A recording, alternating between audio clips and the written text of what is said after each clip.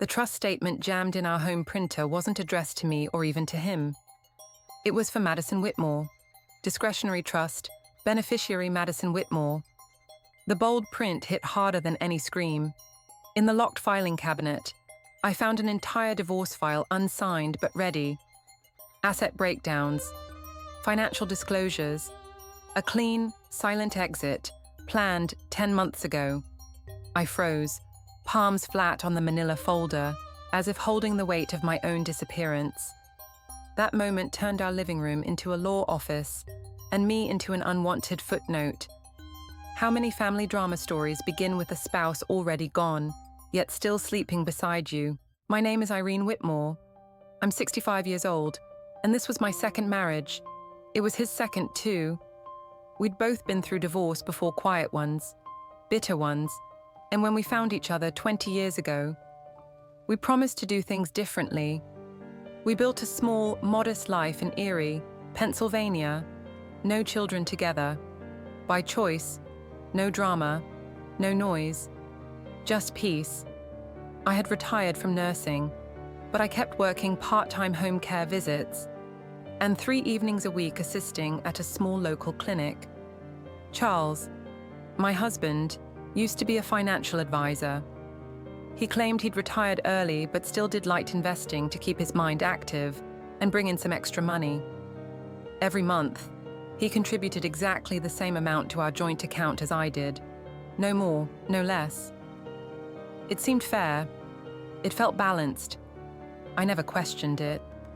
Whenever I asked how his investments were going, he'd shrug and say, "Markets are tough. I'm just trying not to lose anything." He never acted defensive, just tired. Like he was carrying a burden I didn't need to worry about. He kept his office locked, his laptop passworded, his phone always face down. I thought nothing of it. Charles had always been a private man. Former finance guys are cautious by nature, I told myself. One afternoon, I walked into his office without knocking. He was standing at the printer, watching a page come out. The second he saw me, he tore the paper in 3 and dropped it into the trash. "Bad formatting," he said, smiling like it was nothing. Paper jammed. A small knot formed in my chest. But I smiled back. I went back downstairs and made tea. I reminded myself that trust was the currency of long marriages.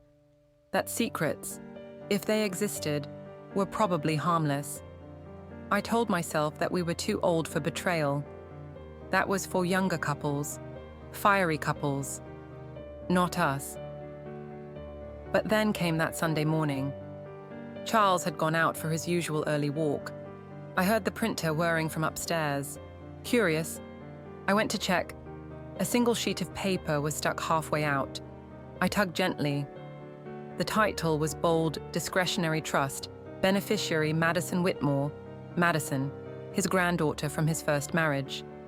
The document listed regular monthly transfers from a company I'd never heard of, BG Advisors LLC, into a trust fund with Madison's name on it. Every amount was substantial, every date consistent, every transaction clean. I felt my breath catch, but I didn't scream. I didn't tear anything. Instead, I remembered the locked filing cabinet beneath his desk, the one I had never touched. I found the key in his top drawer. Inside were folders labeled, dated, color-coded. One was marked Restructure Plan. I opened it. There it was, an unsigned but fully prepared divorce filing, a financial disclosure statement, a proposed division of assets, no contest expected, a detailed list of what he claimed as separate property, including the very trust fund I had just found, date of preparation 10 months ago. I sat on the edge of the desk and stared at the page. In all the family drama stories I had heard over the years, this part, the moment of discovery, was always described as explosive. Screaming, accusations, doors slamming. But my body chose silence. Later that night, when he came home, I didn't hide what I had found. I laid the documents on the dining table. He looked at them, then at me. His face held no panic, just acceptance. He didn't deny it.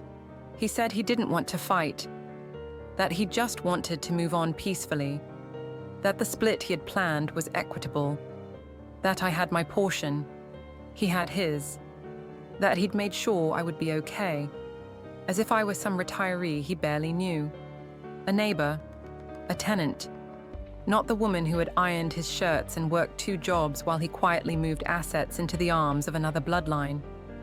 There was no yelling that night, no plates thrown, only a silence so heavy it bent the walls around us.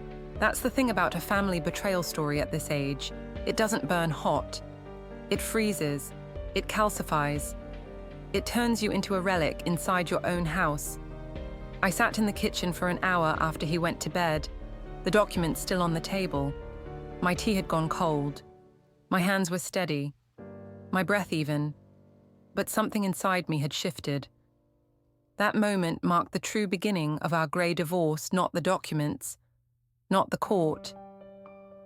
But the second I realized, he had been living a separate life for nearly a year, while I was still scheduling dentist appointments for us both. No one had died. But a version of my life had just been pronounced legally irrelevant. And there it was, in black and white, in all those family drama stories I had dismissed as exaggerated or theatrical. I never thought I'd become a headline. Yet here I was, reading the ending before I even knew the plot had changed. At its core, the problem wasn't that he wanted to leave. The real betrayal was that he had prepared to leave in secret, violating the unspoken agreement of trust that marriage demands. He didn't just drift away emotionally. He mapped his exit with deliberate financial moves, calculated to erase her presence from their shared life. Charles had a clear legal responsibility. Spouses are required by law to fully disclose income and investments during marriage. But Irene had her own blind spot, a dangerous one. She had trusted without verification. She didn't ask to see account statements. She never questioned how the trust was structured or where the money was coming from. She didn't fully understand that marital fiduciary duty includes financial transparency, not just loyalty or love. Instead of signing anything, Irene quietly photocopied the entire file she found in Charles's locked cabinet, including the asset disclosures and trust fund records. Her first step was to consult a seasoned family law attorney in Pennsylvania. She brought every document. The attorney immediately confirmed that Charles had violated his fiduciary duty. He had concealed income, diverted funds into a third-party trust, and drafted a proposed division of property that misrepresented their marital assets. Next, the attorney filed a motion to pause all asset division proceedings based on the pre-drafted documents. They demanded a full legal discovery, forcing Charles to disclose all accounts, including those held in others' names, along with transaction histories from the trust. The court sided with Irene. It ordered a forensic financial review of every transaction during the marriage, including transfers Charles claimed were separate. Irene's attorney then requested a legal injunction to prevent further asset transfers while the case proceeded. The court froze all movement from the trust account and flagged related assets as potentially marital in nature. Though Charles's actions didn't constitute criminal fraud, the court ruled that he had engaged in financial deception within the bounds of civil law. Irene was awarded an adjusted share of marital property, including a portion of the trust, despite it being in his granddaughter's name, because its funding came from marital income. The final ruling emphasized the principle of equitable, not equal distribution, giving priority to the spouse who had been denied transparency and fair access to financial decisions. In the end, Irene reclaimed more than just assets. She reclaimed visibility, her rightful seat at the table, long after Charles tried to push her off it quietly. This wasn't just another legal process. It was a defining chapter in what would become a textbook grey divorce, born not out of shouting or drama, but out of silence and shattered retirement dreams that had been written for one instead of two. Irene didn't go back to the house. After the court ruling, she packed 2 suitcases and left quietly. No dramatic exit, no final words. Just the sound of a front door clicking shut behind her for the last time. She moved into a modest rental near Lake Erie, a place with soft light and wide windows. It had no shared history, no shadows in the walls. She chose it because it had no memories to navigate. It was clean, neutral, new. At first, it was survival, figuring out where the groceries were, how the thermostat worked, which light switch belonged to which lamp. But slowly, it became something more: freedom. She bought a ceramic set and started taking a weekend pottery class. She let her hands get dirty. She didn't have to be precise. She didn't have to be useful. She just had to be present. She called her niece in Vermont and asked if she could visit. They hadn't spoken in 6 years. The phone call lasted 2 hours. It ended with laughter, not silence. She joined a book club, not for therapy or healing, just to talk about something other than what she'd lost. Charles never called. He didn't have to. The court had spoken. The papers were filed. The trust had been dissected. His granddaughter stopped speaking to him after learning the full extent of his concealment. That was never Irene's intention, but it was a consequence he never planned for. She never tried to fix it. Not the marriage, not the trust, not the silence. Some endings don't need closure. They just need distance. In time, she wrote down her story, not for revenge, not for sympathy, but because too many women her age still believe that long marriages are safe by default. That time protects them. That quiet means contentment. And that paperwork only matters when someone dies. She posted her story anonymously in a forum for older women navigating divorce. Within days, the post had over 100 responses. One comment read, "I thought I was the only one. Your words saved me." That's when Irene realized she had reclaimed more than assets or visibility. She had reclaimed voice. This chapter of her life was no longer about loss. It was about authorship. Family drama stories often center on betrayal, on rupture, on what falls apart. But Irene's story, though born in betrayal, was rewritten in clarity, community, and reclaimed identity. She didn't rebuild what she lost. She built something else entirely.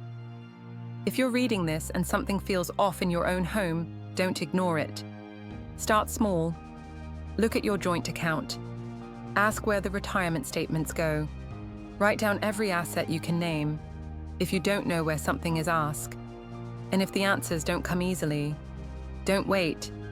Talk to someone, a friend, a sibling, a lawyer.